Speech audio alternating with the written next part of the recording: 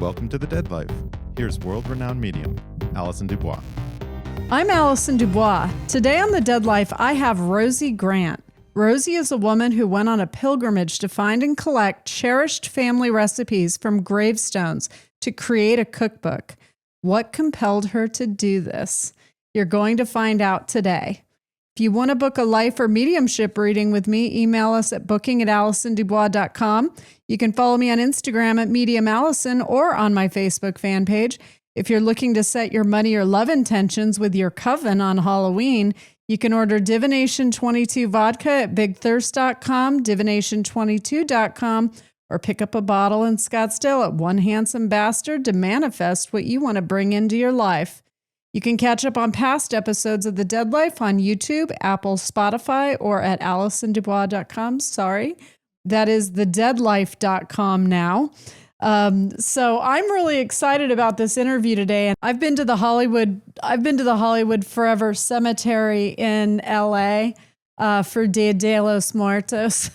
And I would say it was less food and more tequila. It was a good time.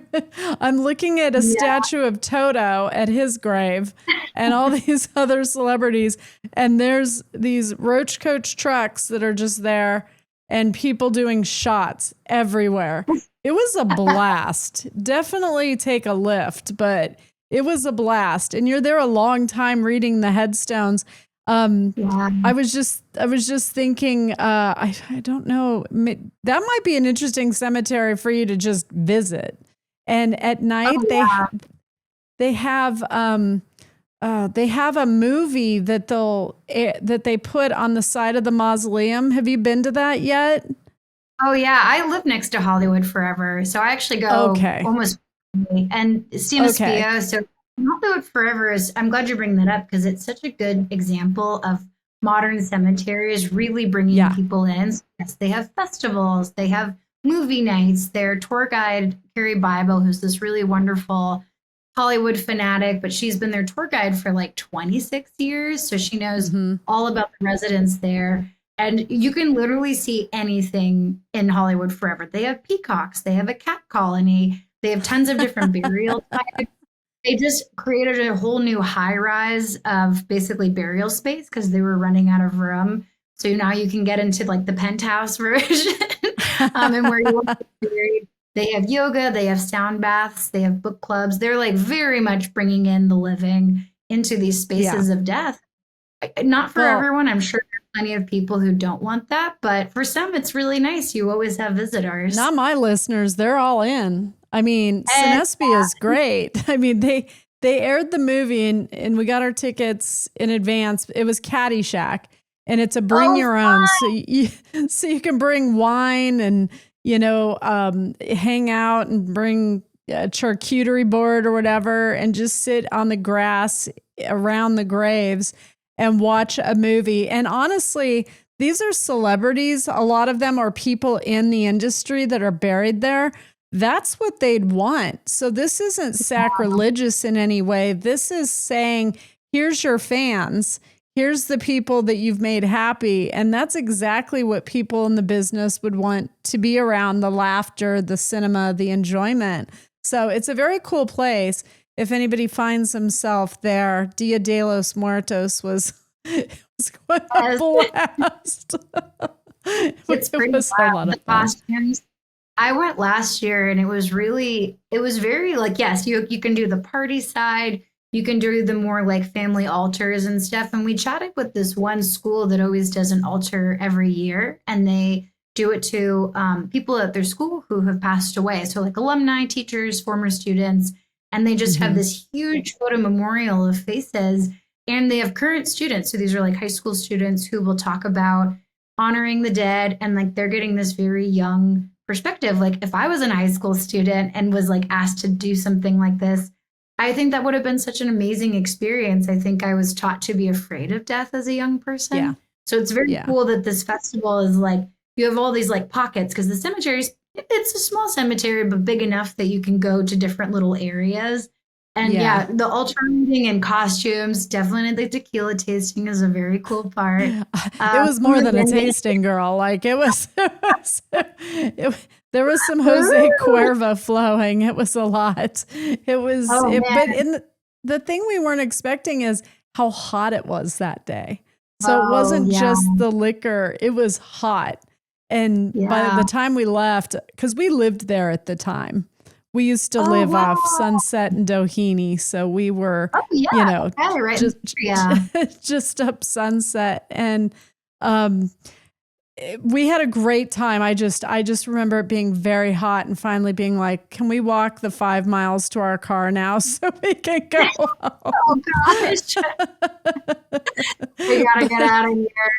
Yeah, California. Anybody that likes cemeteries, though, has to hit that cemetery. And at night, stay for a movie. It's really cool. Yeah. So, sorry, I got off topic with you. It was just I love that. Well, it's the best recommendation.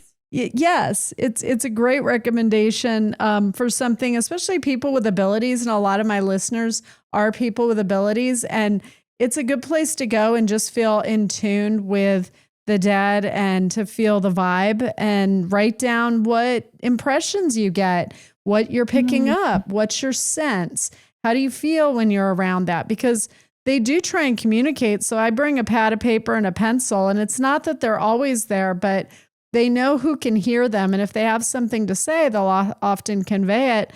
And I ask them, tell me about your life. And I just sit there and I would write down what they would tell me and just enjoy it myself. But I'm a weird little Aquarius. It's a medium. So what are you going to do? But it's a good exercise to do if you do want to connect with the other side. And people always assume that they're trying to say something sad or negative. But the dead always tell me that we're the dead ones, that they're more alive than we are.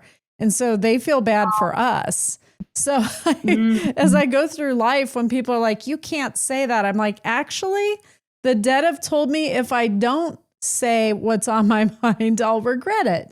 So just to go ahead and be who I am and not worry about people I don't know and what they think of that. Those people won't be at my funeral. Who cares?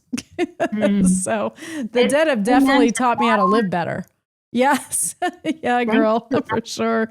Oh my gosh. Since like All Hallows Eve is coming up and Day of the Dead is coming up, do you have any particular like death day rituals that, whether connecting with people who came before or even just like these listening exercises? That's such a cool idea. Well, the one way that really helps, first of all, I can talk to them day or night, because I was trained in a laboratory by scientists. It's a whole story that like my listeners are familiar with, but I had to be able to act on command for the testing that they were doing in the laboratory. But for everyone else, I always say during the day you're distracted, they cannot connect with you. You're too low a frequency. You're spread too thin. Whenever there's noise around you and you're distracted, they have no chance of being heard by you. Also, if you're overly pragmatic in your head and you're going to explain everything away, they're going to stop trying because they know you're not ready to receive it.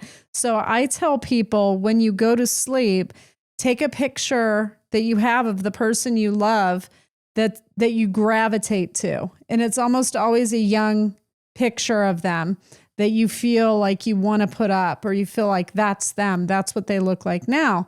And they're telling you, this is me. Don't think of me at the end. I don't have dementia. I don't have cancer. I'm not ill and I'm not 80. I'm 22 and I'm beautiful and vibrant. And this is me. And sometimes they'll say they looked like a Hollywood movie star, and some of them did, some of them were. And so it just depends on who I'm bringing through. But you put the picture on your nightstand and you think of every happy memory you have tied to that person, every upbeat, high frequency connection you have with them. And then you just smile and say, I'm ready for a visit, and go to sleep. When you're asleep, you're easier to access. So when they know that you're welcoming them into your life because you've said, I want you to still be part of my life, they're there. It's not that they weren't there before, but they'll make their presence known because they know you're paying attention. They know you're acknowledging that they're part of you, that they're part of your world still. And once you acknowledge that, you get a lot more communication. But it's easier for them to access you when you're asleep and your head's not getting in the way of your heart. It's easier for them to connect with your soul. And thinking about all the happy memories, even if it's like a brother playing tricks on you when you were little kids, even if it's something like that, it still raises your frequency. If you notice, when we laugh, a room lightens.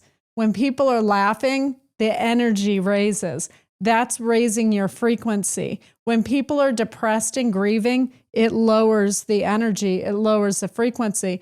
And I'm not saying don't grieve. I mean, I lost my dad at 30. I know what that feels like. And I grieved, and there no amount of saying don't grieve or hurt was going to get to me, but neither was my dad. He had to work through my kids to get through me because I was inaccessible.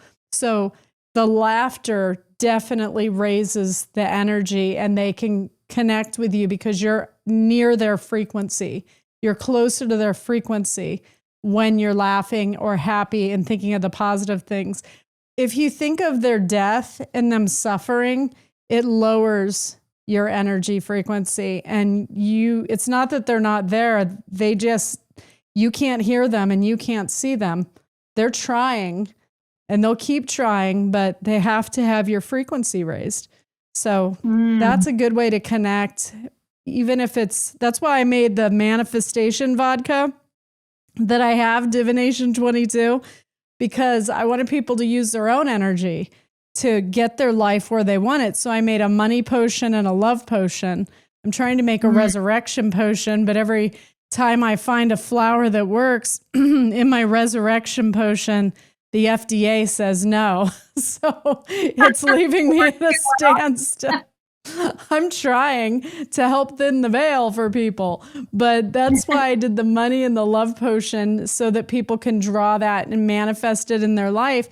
And it's very much the same way with trying to connect with the dead. You have to put the energy out there of your intention with the other side in order to find a common ground with the person you're trying to connect with. I hope people try that Halloween night, light some candles, go through some memories. Just don't think of the sad stuff. Once you go down that rabbit hole, you're on a whole other level, and it's a lower level than them. So like they say, we're the dead ones. It's true. They don't have chips on their shoulders. They have no baggage. All the wounds from their childhood are healed. All of the pain that they went through has this recognition and awareness of why that happened. What was the challenge? What was the lesson in it? What was I supposed to do compared to what I actually did? And so we're shown all of that. So on the other side, we can become highly evolved, or more evolved than we were here. And so they come back trying to help us live better lives. And people don't listen, especially with all the technology right now. Most of the technology exists to tune out the rest of the world. Well, that's not good because people aren't making connections, So it is important to remember that technology acts as a huge block for communication with the other side. It can measure it, but it misses the point of the emotional connections. It can film some of it and catch orbs or movement and things being moved, but what does that do? Like it's the emotional connection with the person, or what that person needs to say, that truly matters, not the entertainment value of it.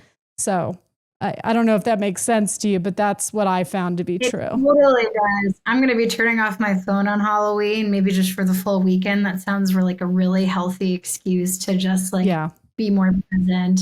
And I've never heard that before, but it makes so much sense as far as how you remember people. It's hard not, if you've seen someone go through the dying process, of course that's a fresh memory, but then that's mixed with them laughing, cooking together, so much lively. So, having it been communicated to you of remember me like this, that's what I want to be remembered for. That's really beautiful. I love that the ladies that die that are older are always do not put those pictures up of me. I want the young pictures. the good looking pictures. My legs look nice. Put up those pictures. And I just think that's amazing. It makes sense. I've had a lot of the guys say they go like this in the reading and they'll point to their teeth. And I'm like, oh, okay. So I'll say to my client, I'm like, your dad wants you to know that his teeth are white and straight now, that they don't hurt. And they're like, oh, my dad had to have almost all his teeth pulled out. And it really bothered him, because he wouldn't spend the money to get any, obviously, cosmetic dentistry or orthodontistry, whatever it's called. Anyways, it's expensive, so he wouldn't do that. But he wanted them to know he was whole, so don't think of the way they are at the end. That's the biggest disservice you can do to them. And we make it all about us. We're like, did they hear me? Did they know I love them? And it's like, I know these are human things that we want to know for sure, but we have to know that inside. Of course, they know how much we love them. They're empaths. They can feel how much we love them. And so even now they can feel how much we love them. They take our spiritual temperature to see how we're doing. And people are like, did he hear me? Yes. They always hear you. Even when they just died, they're still in the room. They hear you. Every time you say their name, look at their picture, your heart misses them. It automatically pulls them to you. So it's like placing a phone call. So whenever we want them there, they're there with us. And they're not depressed for the ones that, had chemical imbalances. There's no suicide, heaven. They're with everybody else. They're on that same level. It wasn't their fault that their biology or chemistry was off and that things unfolded. Maybe they played into it and made bad choices, which they acknowledge, but their soul is whole and complete again. So they go where everybody else goes. They don't. And I had this conversation with a Catholic priest, actually. He was a Jesuit Catholic priest who's also a medium. And he's the only one that's allowed to actually speak publicly about it and not lose his stripes or whatever they call it in the church. So he said to me, he's like, I know, I see where they go too. He's like, they're fine. He said in the early 80s, the church recognized that suicides go where everybody else goes, that they can't help it because it's biological as to why they get to the place they get to, and, depression. And so that was nice to know. I don't know if anyone's gotten that memo, but people are still worried about that. I'm like, no, they're where everyone else is. Although sometimes I will get suicides who would rather be around animals because they find it safer. It's more peaceful for them. They just don't connect with people so well. And that's okay. There are others. There's others who was a boy, and I think he was... he was gay, and he didn't feel accepted. He died at 16. He died of suicide. Wow. And he kept showing himself at a concert, and his mom said, who is he with? And I said, who are you with? And he said, everyone like me. And so he was with everyone else around his age that was like him in the physical world, but then crossed. And she said when he died, he had left the 2 concert tickets that they were supposed to go to the concert together. So he was showing himself that he was at the concert with her, but so were all these other kids who had died, that like going to the concerts. They show up to our concerts as well. So I find concerts to have a lot of activity, but people are too drunk to notice. You're singing too loudly to notice. Well, that's what I would want to do. If I got to just kind of roam around, of course, wanting to check in on loved ones, but definitely that's a backstage pass to the Chapel Roan concert. Whoever else. Is. That's so fun. It is. And I have people who died that will say, they got to see Jimi Hendrix. That they, and it's not that they hang out all the time, but they'll go to parties. So if somebody's version of heaven's a party in 1966 with Sammy Davis Jr. and Frank Sinatra, that exists in heaven. And sometimes they pass through that moment and experience it themselves, even though they weren't a part of it in life. It was just something they felt connected to. So the other side's very cool. It's here that's a problem. And I find technology is the main culprit. So although I'm glad to be able to reach people through the podcast and through technology, people have to limit that stuff. I'm worried about when I bring younger generations through now, how much of them there will be to bring through, because they're not engaging. They're not connecting with friends and making mistakes together, and everything's all or nothing now. The stakes are always high. It's just very different. So I've already seen changes in people I brought through. And the people who are older, there's more of a story. And not because they lived longer, but because they lived differently than we live now. So that's all I'll say on that. But when it comes to connecting with the other side and the living, put more energy into that than your computers. And moms, get your sons off of their computer, out of the basement, out of the video games, take their doobies away. It is a loving thing to do. You don't have to be popular. Definitely be a parent. Otherwise, that they're going to live there for all time, and there will be no story for them. So that's been an issue too. I've noticed. I noticed over the last 8 years, I'd say though, I'm bringing through more people who mention tattoos. So really? Yeah, like people did. Not having them, but also being there, seeing a group of their friends get them for them, being memorialized via tattoo. So that's changed over the last 8 years. My generation, women with tattoos, we called them tramp stamps, or they were like somewhat trashy, and that's just how it was seen. And then new generations came up that really like their tattoos. So now I'm bringing through millennials and Gen Z, and they talk a lot about tattoos, and I'm getting less of the music than I used to get. I think that's interesting too, because they're playing less music. They're playing more video games. So that's kind of sad. We just have to look at that. But this book you took everything people really need right now. Moms and dads who will take the time to cook and make memories for their families. And that goes back to kicking it old school. And a lot of people want to go back to the 70s, 80s, 90s. And I'm right there with you, but we have to start living that way then, and stop living in the electronics, but put your nose in this cookbook and maybe cook something for the neighbor that, is elderly, and bring it over just to say hello and that you were thinking of them.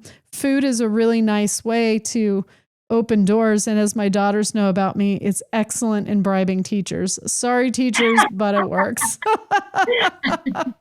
They feel appreciated.